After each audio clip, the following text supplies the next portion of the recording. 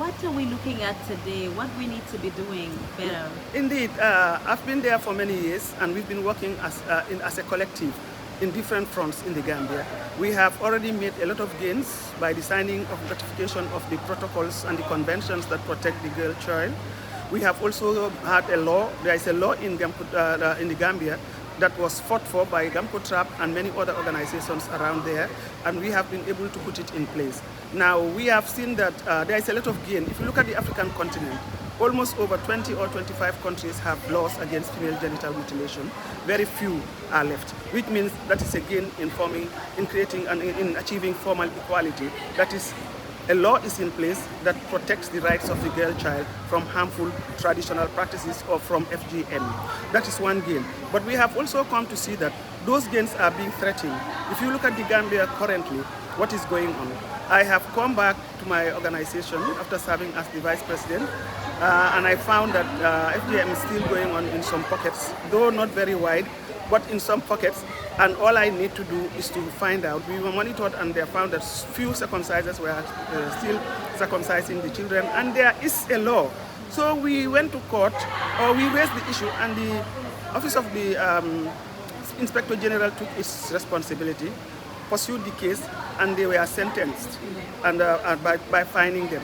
So that sparked a backlash from some very unprogressive religious scholars and National Assembly members, and that sparked a lot of debate.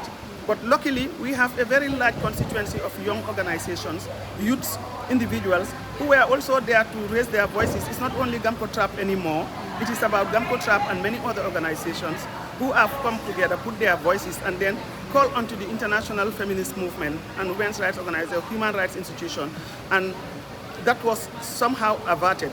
And we were supported by Equality Now, Urgent Action Fund, and then you have UNFPA and UNICEF also coming to our aid. We hope that this is going to continue, but we are being threatened.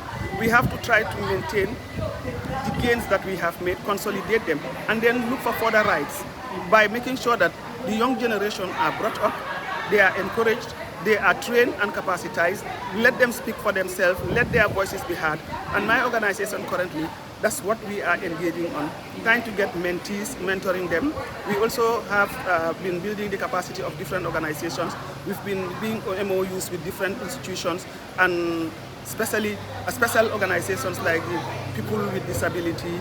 We also, the lawyers, the students associations, the Boys and Girls for Change. We've done quite a lot of things, and I think it's towards the right direction, but we are also threatened by the fact that the women's rights issues are being dwindling because of violence against women.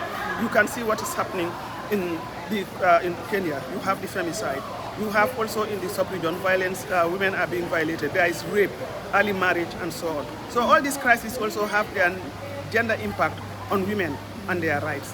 And I believe that today is the Zero Tolerance, the 6th of February, and I send my voice, my energy, and appreciation to all those organizations all over the world, and in particular my country, the Gambia, to all the young organizations, to the institutions, and to our government for us to celebrate this, because it is saying investing in survival-led movements. That's what the theme is about.